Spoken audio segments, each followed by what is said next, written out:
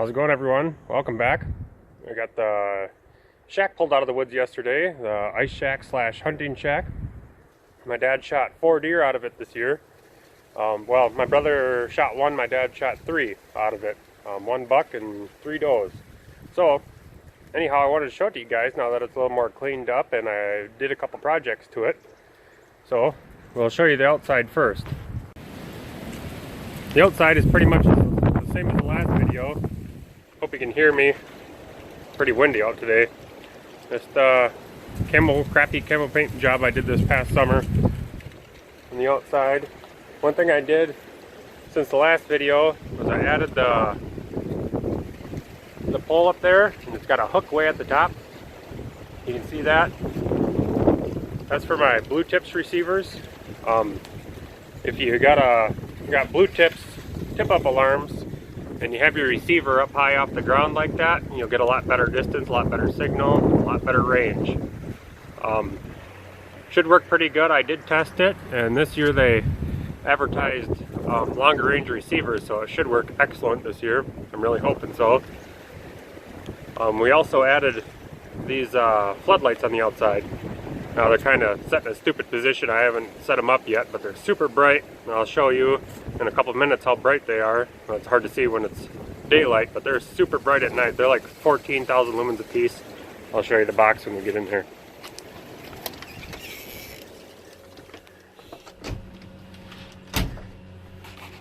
Now, I've got this little heater on Thanksgiving for my father-in-law. Takes 2D batteries, but it had 2 batteries in there for a long time, and it was super corroded, and the spring for the negative side busted off when I took the batteries out, and it came out in pieces. My dad, he's a pretty good handyman, and he just found a cord that he could plug into and get it to run off 3 volt, and just plug it into a cigarette lighter, which runs off the power inverter that we got in here. Runs off my Optima D31 marine battery. That's what powers everything in here. That Optima D31 marine battery works awesome too.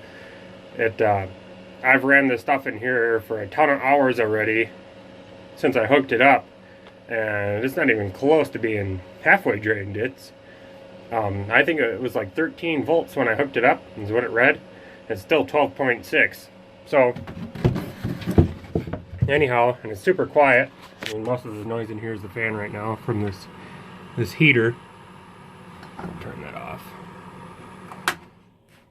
Like I said, I've only had that thing on for maybe 10 minutes and heated up to 59.2 in here. It's pretty undersized. I only have that heater in here to just kind of boost. We got this heater just to kind of heat it up a little faster, which this one works plenty fine by itself, but I figured this one would just make it better. It runs off those little 1-pound cylinders. It's a Coleman Power Cat. I don't think they make them anymore, but these are just single pane windows in here, so they fog up pretty bad with the fan on that heater to help clean it off a little bit. But anyhow, you can hear that. It's super quiet in there.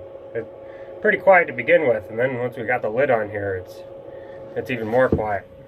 So that's what the heater runs off. I've got a notch cut out in the storage there. The cord ran out.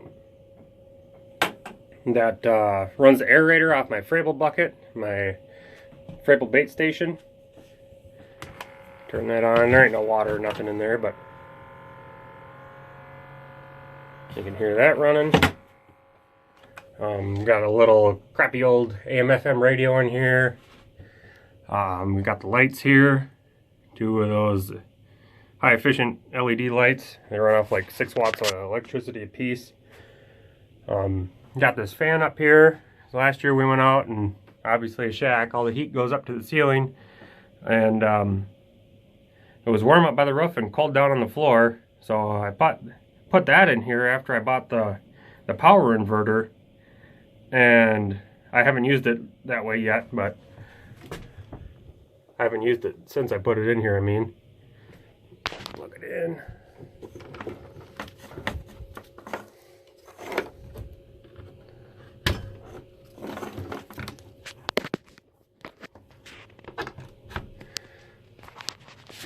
And that's fairly quiet. It's not a big powerhouse fan, which is good because it's not noisy. But yeah, it'll blow the heat back down. It oscillates. I bought these fans. These are like 30 bucks a piece. I got 3 of them. But since I put the power inverter in here, I don't really want to use them because those run off D batteries, and you guys spend a fortune running these things this year. And they also got lights on them like that, but they don't put out very much light at all and stuff, so they're pretty inefficient. They work good for portables. If you guys running portables, pick those up. They're made by Clam. They're kind of crappy quality though, actually. You'll see if you ever check one out that the 2 pieces here don't like to stay together. They just kind of give a half turn and they stay together. Well, they don't. Got the Coleman lantern up here in case the battery's dead or emergency situation for some reason, which gives off a good amount of heat too. Also off the power inverter, we got stuff like cell phone chargers in here. I'm charging my Vexlar right now. You can see it's charged. Cell phone chargers. We can also hook. This here is one of those lights you put down the hole or whatever. They claim it attracts bait fish. Plankton or freshwater shrimp or whatever. Down here, these benches on each end have storage. There's 2 lids that come off, so the whole thing is open for storage. We got extra stuff down there, 5-gallon buckets, extra propane bottles, jig poles, tip-ups, hole covers, you name it, it's down there. Pretty much everything. Down here we got in this storage, there's a propane cooktop in there and some other stuff. I don't even remember. I haven't looked in there in so long. Got cushions that go all the way down. I got extra life preserver boat cushions, boat seat cushions down there. This is the box from the floodlight bulbs, the floodlights that I installed outside. So they're 1400 lumens, 90 watt replacement, and it runs off 15 watts of electricity. So they're pretty efficient. They're super bright. At some point I'm going to have to show you guys at nighttime how bright these things are. They light up everything.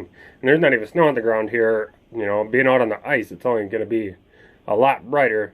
So they should work awesome for either loading stuff back up, you're running tip-ups, you flip that light switch, you got to go outside to take a leak or grab a beer or do something, you're going to have plenty of light out there, so that's nice.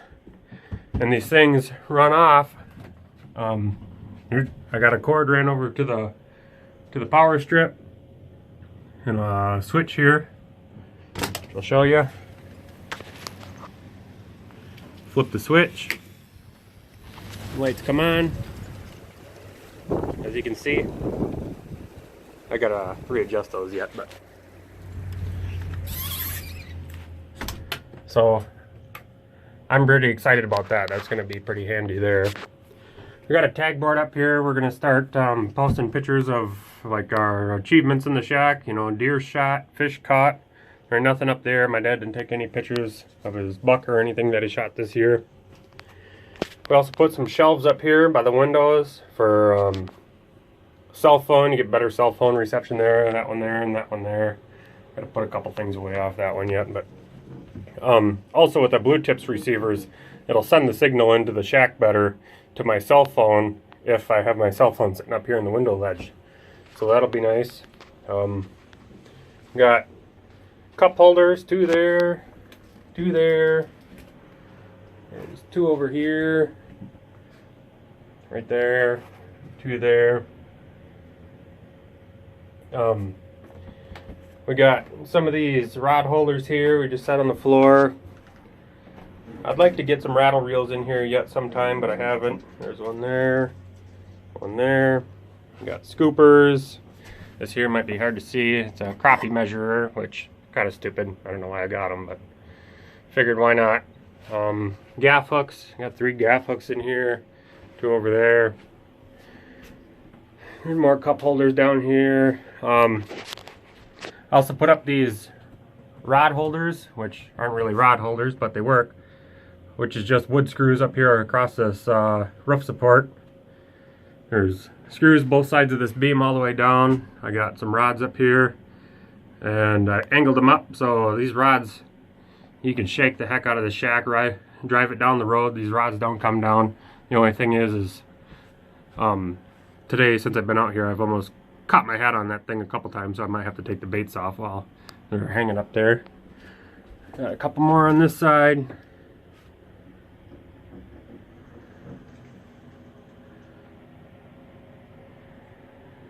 Then, as far as the hole covers go, since this is not, you know, this is a pop-up shack, it sits kind of high off the ground, that it was hard for me to find a hole sleeve that would make up the distance all the way back down to the ice and be in the exact perfect size for the hole cover, because I didn't want any gaps or air leaks or anything in there. So I got these are Fish Hole Buddies hole covers. And what we did was we took some, well, my dad, he took some old flower pots, slid them down the side, put them back together to make them a little smaller than what they were, and then riveted them back together. So how this works is you just pop the hole off,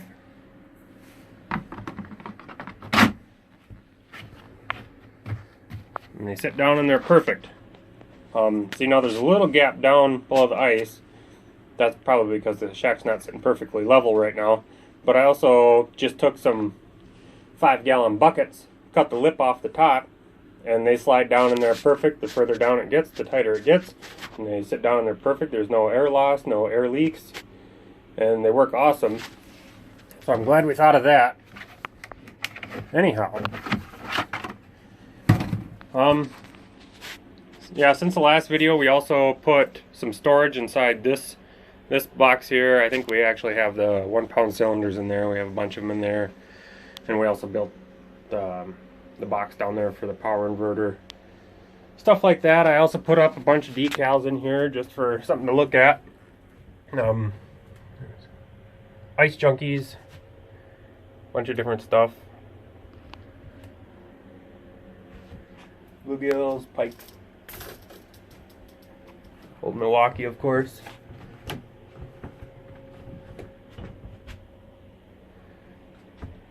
It's a map of the chain that I live on, the Chetek Chain of Lakes.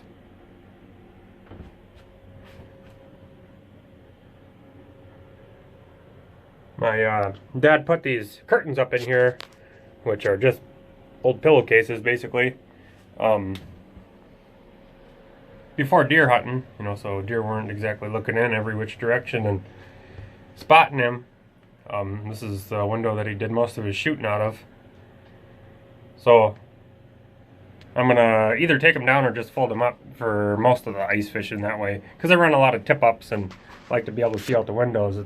I like to have it dark while I'm jigging, but I might leave them in here and just tack them up or something. That way they're out of the way when I want them to be. But anyhow, that's the video. That's the ice shack. I hope you liked it. And a lot of work went into this thing. All this stupid little stuff that I put in here got super expensive.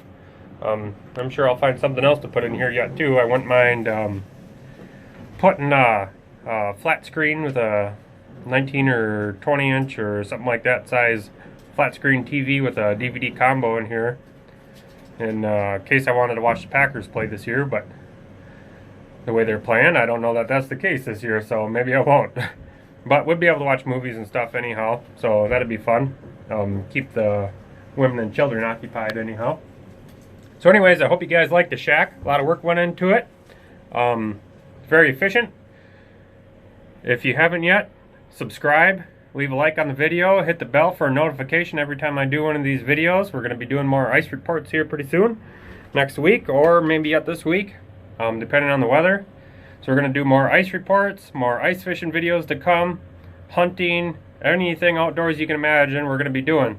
So thanks for watching. We'll see you next time.